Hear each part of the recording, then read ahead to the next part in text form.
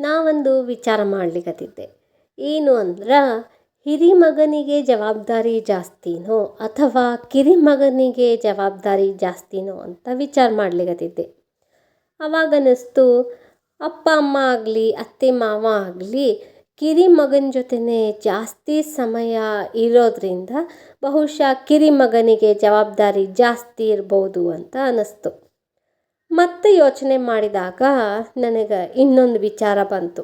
ಏನು ಅಂದ್ರೆ, ಹಿರಿ ಮಗ ತನ್ನ ವಿದ್ಯಾಭ್ಯಾಸ ಮುಗಿದ ತಕ್ಷಣ ತನ್ನ ಊರು ಬಿಟ್ಟು ಇನ್ನೊಂದು ಊರಿಗೆ ಹೋಗಿ ಕೆಲಸ ಹುಡ್ಕೊಂಡು ಕೆಲಸ ಮಾಡಲಿಕ್ಕೆ ಶುರು ಮಾಡ್ತಾನೆ.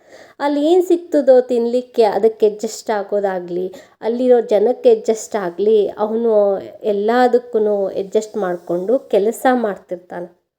ತಂದೆಗೆ ಹಣದ ಅವಶ್ಯಕತೆ ಇದ್ದರೆ ಹಣದ ಸಹಾಯ ಆಗಲಿ ಅಥವಾ ಬೇರೆ ಬೆಂಬಲದ ಅವಶ್ಯಕತೆ ಇದ್ದರೆ ಆ ರೀತಿಯಾಗಿ ಬೆಂಬಲವಾಗಿ ನಿಲ್ಲೋದಾಗಲಿ ತಂದೆಯ ಕನಸನ್ನು ನನಸು ಮಾಡಲಿಕ್ಕೆ ಊರು ಬಿಟ್ಟು ಊರಿಗೆ ಹೋಗಿರ್ತಾನೆ.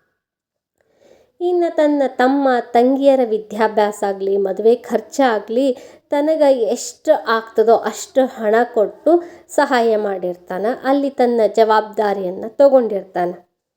ಹಾಗಾಗಿ ನನಗನ್ನಿಸ್ತು, ಜವಾಬ್ದಾರಿ ಇರೋ ಮಗ ಮೊದಲಾಗಲಿ ಇವಾಗಲಿ ಆಮೇಲೂ ಆಗಲಿ ಅವನ ಜವಾಬ್ದಾರಿ ಅವ ತಗೋತಾನ ಅಂತ.